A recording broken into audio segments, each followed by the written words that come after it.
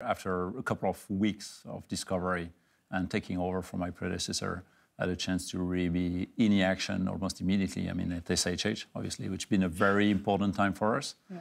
And later on, in the last couple of months, in working on the strategy for the brand and developing our new communication campaign, communication platform, defining our product offer for the next couple of years. So there's a lot going on.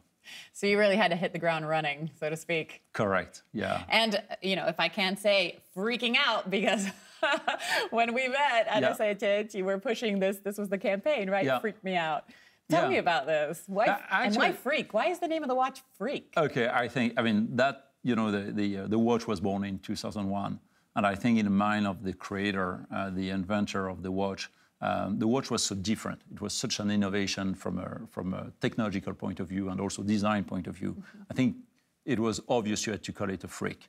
Something that's just totally out of this world. Out of this world, completely new. And I think probably there was a clear statement here. It's a product that cannot please anyone. You would love it or you would hate it, but so it's polarizing. Polarizing. Okay. Very strongly polarizing. The watch lovers. And we're now 17 years after the creation of that product. So the freak is still a teenager. and we thought in Geneva this year, when we're going to celebrate the 17th anniversary with a new freak that would be really a groundbreaking, a major innovation, a freak coming for the first time as an automatic watch when it used to be only a mechanical watch. We thought we have to celebrate with something different. And a way to celebrate it was to come up with the expression, freak me out. Hashtag. Surprise me. Do something that would be just in my face, surprise me. It's unique. And it's exactly what the product is all about. That's exactly the way we define it. And what we found out is actually people would relay very easily to freak me out. They would love it. And then we said, you know, it works especially on social media, right? And that's very strong for the brand for the year to come. So, yeah, that's freak me out. And how difficult, I mean, you're talking about you're innovating this 17-year-old watch. I mean, how difficult is it to really create something new, something that's really new? Yeah, I think at Ulysse Nardin, it's not that complicated. I know, okay. I think the spirit, the mindset of innovation is very strong. I think it's part of the DNA of the brand. But DNA sounds like marketing. I think it's more part of the soul of the brand. Okay. And the innovation is everywhere. And there is a willingness to find new solutions to existing problems in the industry, in watchmaking, to always go one step further. And when you look back in history, in a brand that has more than 170 years of history, you find out that during those 170 years, there's been so many innovations that has changed not only horology at Ulysse Nardin, but horology in general. And that's why when I had the pleasure to take the helm of the company, I realized already inside the company, we had plenty of strong ideas about how we can progress and make that product evolve. And definitely you've been working on it. What have you been doing at Ulysse Nardin to stay competitive? I think the main besides the innovation. Yeah, as you know, the watch industry is a dynamic market, but it's also a very competitive one. I think what's true in the watch industry is also true in general in the luxury industry. If you want to be heard, if you want to be listened to by the consumer, you have to express very clearly your values and what you stand for and your purpose as a brand. And what we're doing is we're expressing probably I sometimes like to think we don't express, we scream our values. The same way we're known by connoisseurs and we're known like sometimes as a best kept secret, we also try to express our values in a much stronger way. Our values are about innovation, disruption. They're about also very long heritage in manufacturing. They're also about being bold, taking a stance, and taking risk. And that's what we do with the freak. So you're moving very much, are you moving more into your online retail strategy, for example? We are. For the first time ever, we launched a couple of weeks ago with a partner, a major online wholesaler, an offer to sell Ulysse Nardin watches. That's very recent, and that's proving to be very efficient. It's also an expectation for our consumer, and not only existing consumer, but also new consumer. It's not about the existing market, it's about growing that market. And online is part of it. And online, of course, is part of it. Now, this has not always been, of course, part of the luxury watchmaking industry. This is something that is taking time to catch up on. But at Ulysse Nardin, you're embracing. Oh, yeah, absolutely. I mean, there is... Are you going to combine it? Is it online with... You're going to keep your brick and mortar? How does that work? I think it's probably only in this industry where people wonder whether still a need to go online, offline, or to separate the channels. I mean, the omni-channel approach is everywhere. You, I, in our day-to-day life, we live omni-channel. it. Omni-channel. Okay. It's just everywhere, on every product. So it's not about where you buy. It's actually, it becomes almost irrelevant. It's about the experience you can get. So we should be able, as a brand, to deliver a very strong experience in brick and mortar, so in store with our partner, and the same way also to deliver that experience online.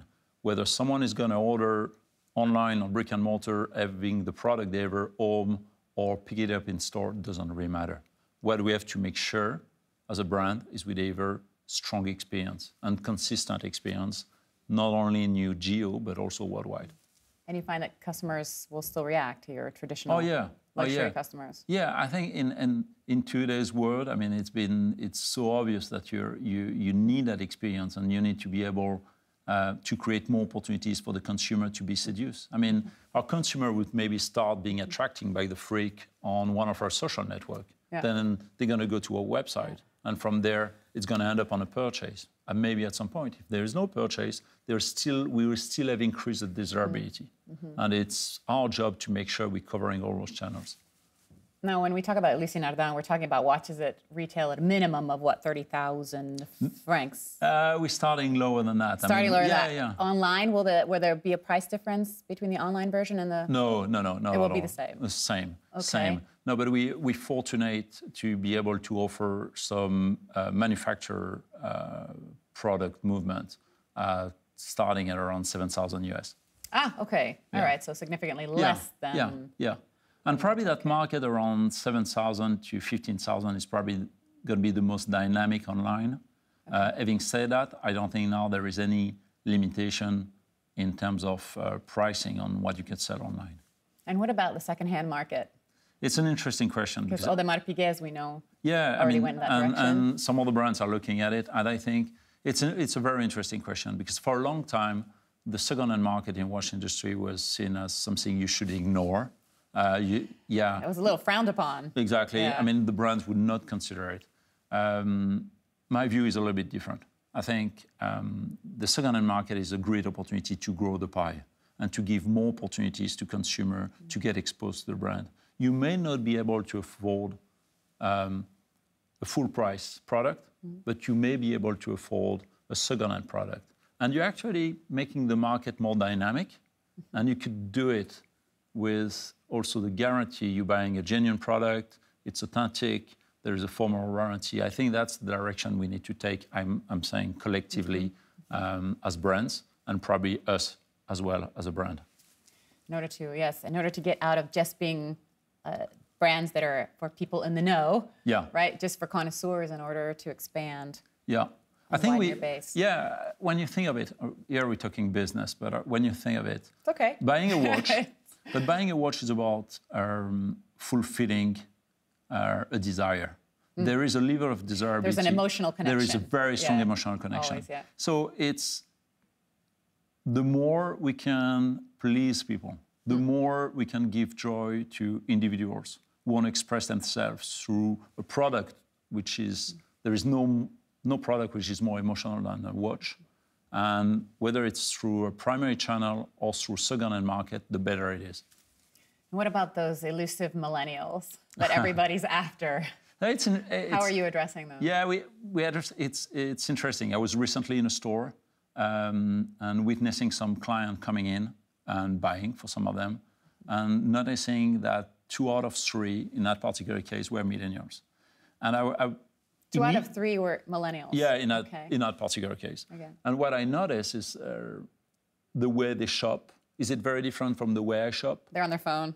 Yeah, but obviously. They're comparing, they use the customer reviews online and such. Yeah. But on the other hand, they're also looking for a level of genuineness and a true story, a true value behind the product they're going to buy. Probably the same like some older generation would do. So the same way, I mean, the millennials are also changing. They're looking for something unique. They're looking for excitement, and we can give them that. But on the other hand, they want to be reassured that the product they're buying give them a lot of values and is true to a spirit, to an history, and to a creative process. I think the creative process is an important one. For millennials in particular? Yeah, or for... in general, but for millennials in particular. You need to be able to show that you have a very strong base of history and values. You're making a product with very high standard of quality. And on the other hand, you're also bringing that creativity. And product like the Freak or some other product in a collection that are extremely contemporary, that are bold in a design, can help that purpose. There is a positive outlook. It's not the case everywhere in the world, but in most of the geos and the important one, there seems to be a growth.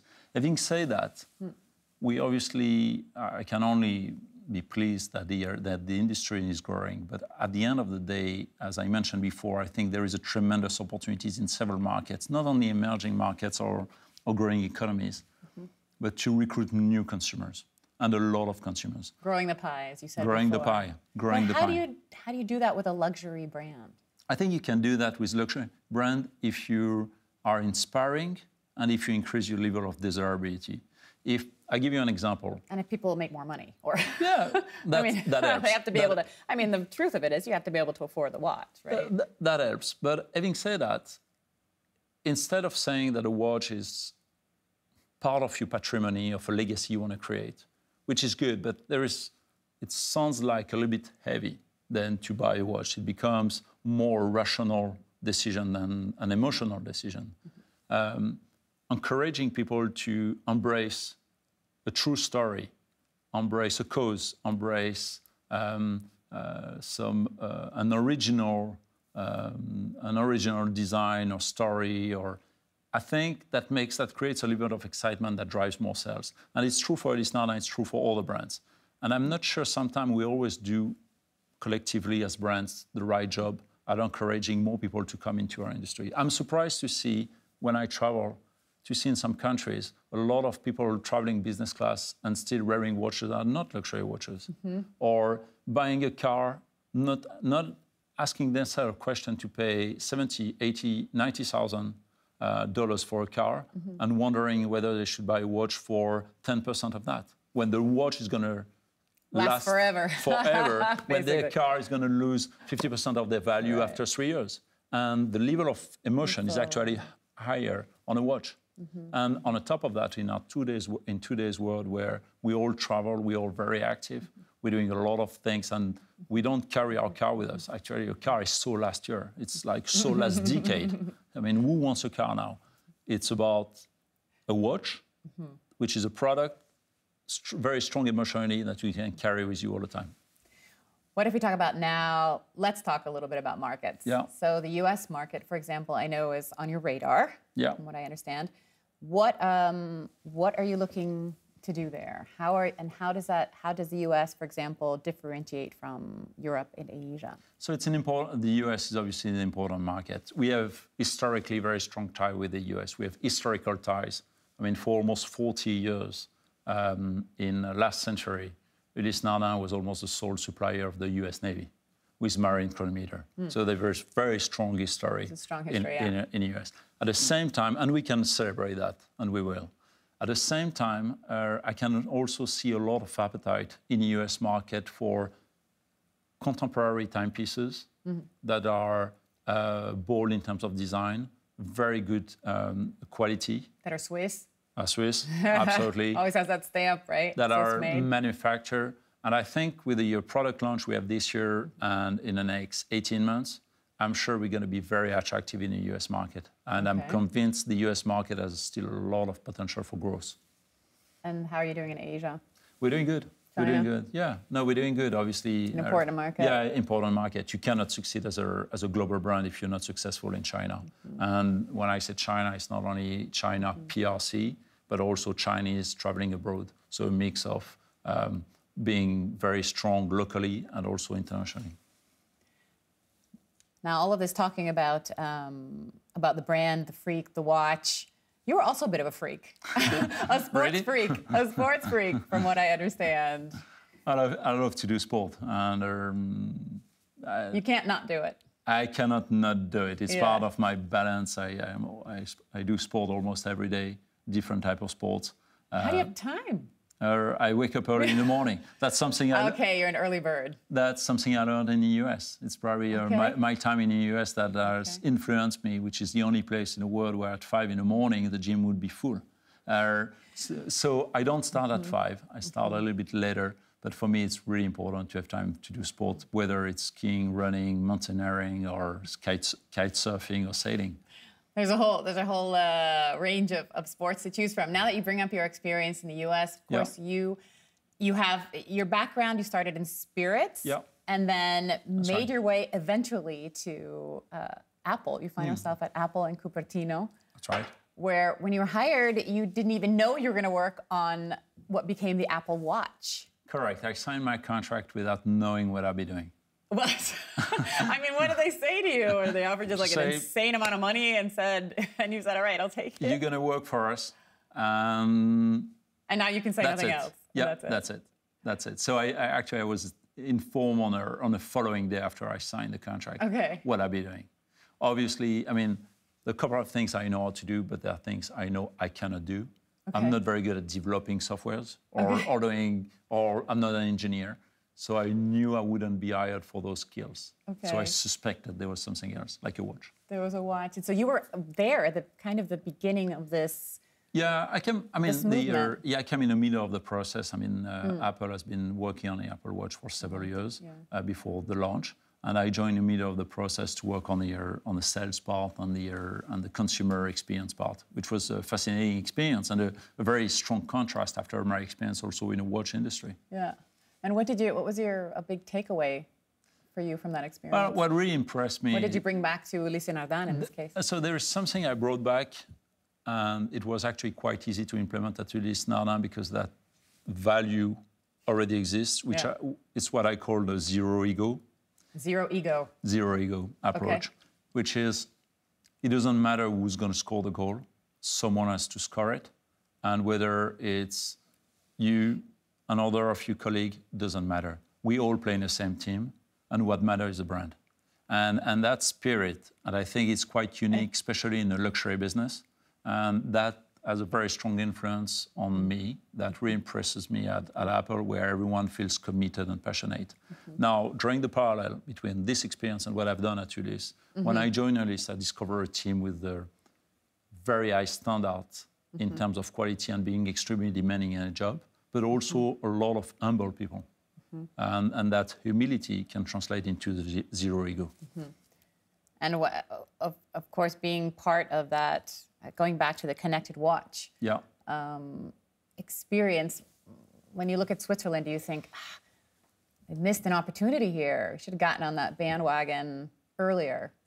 Probably my main point would be, I don't know if there is a missed opportunity, but I'm convinced the smartwatch, which is a success and will be a success even more in the future, is a great opportunity for us now.